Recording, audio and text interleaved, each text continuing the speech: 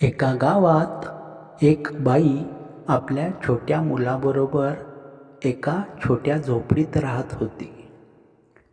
आपल्या मुलाला काही कमी पडू नये म्हणून दिवसरात्र एक करून ती काम करत असे. पण त्या छोट्या मुलाला मात्र आपली आई अजिबात आवडत नाही. तो तिचा तिरस्कार करत असतो. कारण तिला एक डोळा नसल्यामुळे ती भेसूर दिसत असते. आईला तो शाळेतही येऊ देत नसतो. एकदा एका कार्यक्रमासाठी आईला शाळेत जावे लागते. पण तिला बघून कुठे तोंड लपवावे हे त्याला कळत नाही. रागाचा एक कटाक्ष टाकून तो तिथून पळून जातो. घरी आल्यावर तो आईला प्रचंड बोलतो. कशाला आली होतीस शाळेत? आता माझे मित्र मला चिडवतील. मी उद्या शाळेत कसा जाऊ? तुला एक डोळा का नाही? मला तू अजिबात आवडत नाहीस, वगैरे वगैरे. आई काहीही बोलत नाही. आपण आईला खूप बोललो याचे मुलालाही काही वाटत नाही. रागाने तो नुसता घुमसत असतो. आईशी काहीही न बोलता जेवतो आणि झोपतो. रात्री कधीतरी त्याला जाग येते. तर आपल्या मुलाची झोपमोड होऊ नये अशा दबक्या आवाजात त्याची आई रडत असते. पण त्याचेही त्याला काही वाटत नाही. एका डोळ्याच्या आपल्या आईला त्याचा अधिकच तिरस्कार वाटायला लागतो. त्याच क्षणी तो निर्णय घेतो, शिकून खूप मोठे व्हायचे आणि इथून बाहेर पडायचे. त्याचप्रमाणे तो खूप अभ्यास करतो. उच्च शिक्षणासाठी मोठ्या शहरात येतो. नामवंत विद्यापीठातून पदवी मिळवतो. मोठ्या कंपनीत मोठ्या हुद्द्यावर काम करू लागतो. एका सुंदर मुलीशी त्याचे लग्न होते. त्याला एक मुलगा, एक मुलगी होते. आता त्याचे कुटुंब पूर्ण होते. कारण हे सुंदर चित्र बघणारी एका डोळ्याची त्याची आई तिथे नसते. तो तिला जवळजवळ विसरून गेलेला असतो.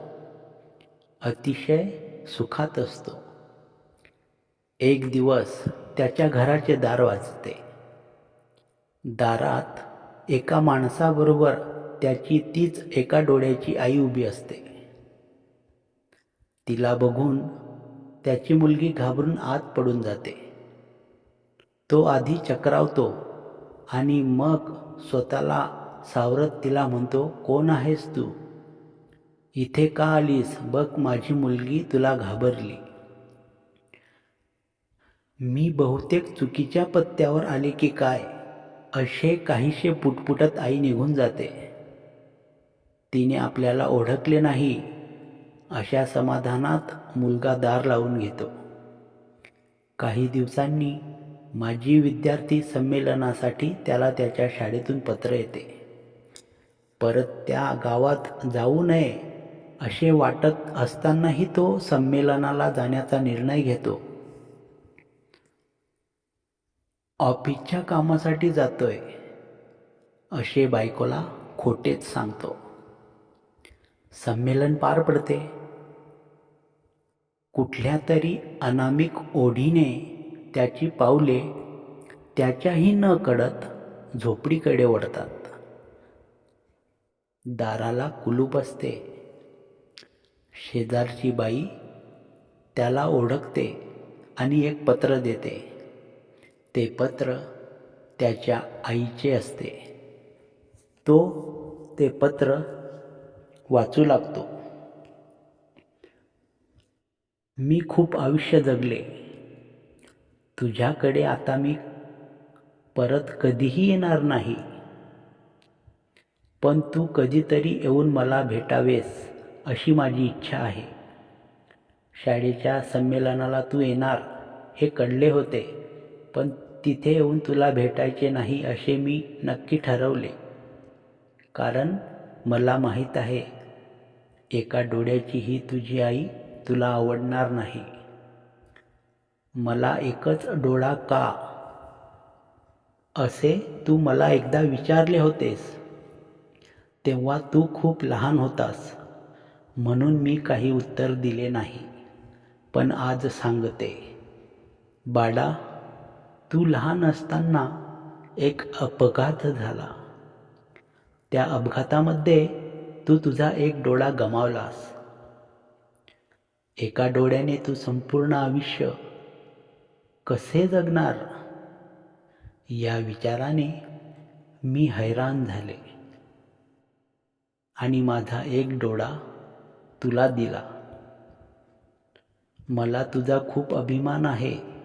तू मला जे बोललास किंवा माझ्याशी जसा वागलास त्याच्यासाठी मी तुझ्यावर अजिबात रागावलेले नाही. तुझे माझ्यावर खूप प्रेम आहे, असाच विचार मी करते.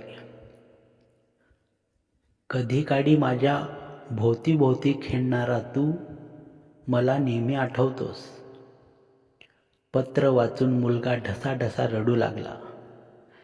जी व्यक्ती केवळ त्याच्यासाठी जगली, स्वतःचा सर्वात महत्त्वाचा अवयव जिने त्याला सहजपणे देऊन टाकला, तिच्याशी आपण किती निर्दयपणे वागलो, त्याला प्रचंड पश्चाताप झाला. तो आईला मोठमोठ्याने हाका मारू लागला. पण आता त्याचा काय उपयोग? मित्रांनो, आई वडिलांसाठी कोणतीही गोष्ट सोडा, पण कोणत्याही गोष्टीसाठी आई वडिलांना सोडू नका. कारण जीवनात एक वेळ कोणतीही गोष्ट साथ सोडेल, पण आई वडिलांची साथ ही नेहमीच तुमच्याबरोबर आयुष्यभर असेल. धन्यवाद. कथा आवडली असेल तर चॅनलला लाईक, सबस्क्राईब करायला विसरू नका.